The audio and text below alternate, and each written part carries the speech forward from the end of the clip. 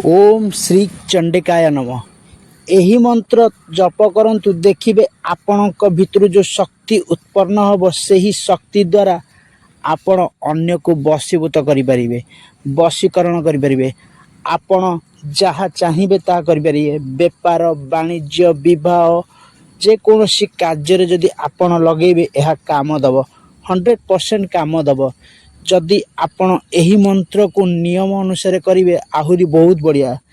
प्रायतः वशीकरण video आसूची आपण मैंने निहाती सोशल मीडिया देखुथिबे, विभिन्न प्रकार मंत्र कहते, किंतु मु आज आपण मानकु यही वीडियो माध्यम कहबी केमिति करा जाए। आ प्रायतः समस्ते बिना गुरु रे वशीकरण मंत्र शिखती नहीं, किंतु मु आज आपण को यही वीडियो कहूँ जहा कि बहुत शक्तिशाली मंत्र, माँ चंडीकर मंत्र।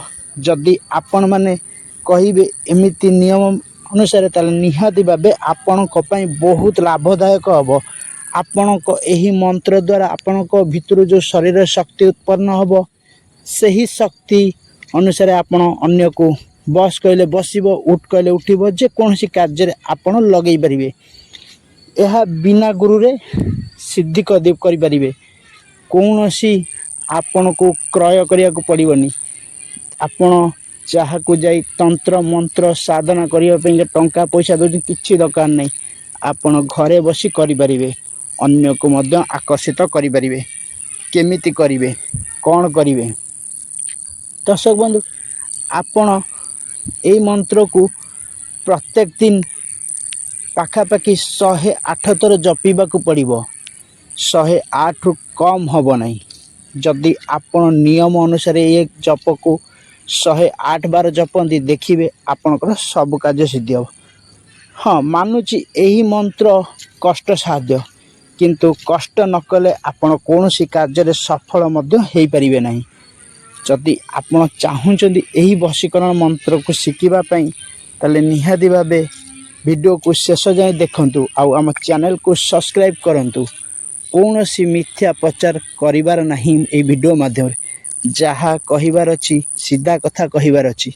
जदि आपण माने विश्वास करूचंदी ताहले निहाती भावे वीडियो को देखंतु, नचेत स्क्रिप्ट कर दियंतु, किछि असुविधा नहीं। जहाँ मु आपण मानको जणेबी ताहा सत्य घटना और सत्य रूपे आधारित।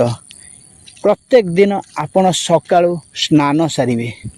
प्रत्येक दिन सकाळु स्नान सारिकी आपण कौनसी एक जगार बसबे, जे कौनसी जगार बसबे सेठी आपणक छड़ा केही भी नथिबे कि आपणक शब्द छड़ा आउ चारि पाखरे को शब्द सुबिबो नहीं। आपण सेही शब्द उच्चारण बेले अन्यर कौनसी शब्द आपणक कान रे जेमति बाजु नथियो। आपणक लय लक्ष्य गोटाए थिबा दरकार, नचेत एही मंत्र काम दब नहीं। दुई आपणक मंत्र ओ माँ को सामने बोलिबे, ओम श्री चंडिकाय नमः। यही मंत्र को आपण 108 बार जप करंतु। देखिबे आपणक पई यही मंत्र केते लाभदायक होछि। यही मंत्र 100। हाँ इटा आपण बिना गुरु रे जेहेतु शिखुचंती आपण को किछि समय लागिबो। आपणक मंत्र पाठ रे किछि भूलभाल मध्य होई पारे, किंतु व्यस्त हेबेनी। आकु आपण लक्ष्य करंतु, लक्ष्य रे रुहंतु। देखिबे आपणक पई बहुत लाभदायक हबो। एही मंत्र जपी सारला परे सीधा आसीबे आपणक ग्रामर ग्राम देवती पाखरे मुंडियाटे मारिबे। देखिबे सबू आस्ते आस्ते ठीक हो जिवो। कारण आपण बिना गुरु रे शिखुचंती जेहेतु एही मंत्र को आपण को किछि समय लागिवो, तो भय करिवार नहीं। आपण यही मंत्र को 108 जप करंतु। मंत्रटी आउ थरे मु आपण मानको कहि दउची। मंत्रटी हला ओम श्री चंडिकाय नमः। ओम श्री चंडिकाय नमः। ओम श्री चंडिकाय नमः। यही मंत्र को एंती 108 बार बोलिबे। शुद्ध हेबे, स्नान सारिबे। प्राप्त समय आपण जो जगह मंत्र बोलिबे से जगह आपणक छड़ा आउ केही भी नथिबे।